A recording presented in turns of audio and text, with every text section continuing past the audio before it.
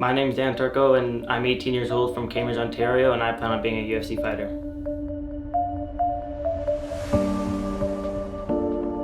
I became interested in the UFC when I was honestly fairly young.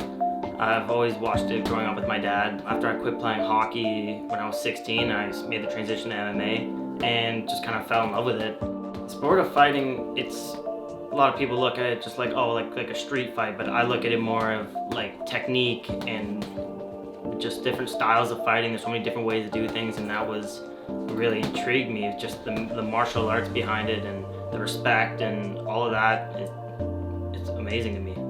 The pandemic definitely inspired my decision to want to become a UFC fighter. It made my dream more apparent, and this is what I want to do, because being locked at your house and the gym being closed and UFC running every weekend, it just gave me more desire to start training and just start learning. It was really no starting point of when I'm like, oh, I need to do this like from a young age, but it kind of gradually grew into that. Since I was little, I know the guy at the gym, and he's always told me to go, but I was just too busy playing other sports. I grew up playing hockey my whole life, soccer, every sport. It got to a point where I'm like, this is what I want to do. I would say the person who inspired me the most is Max Holloway, who fights in the featherweight division. He's inspired me a lot, just the way how humble he is and how much he loves doing it, and the way he is with fans, the way he is with people. It's something that I would inspire exactly to be like.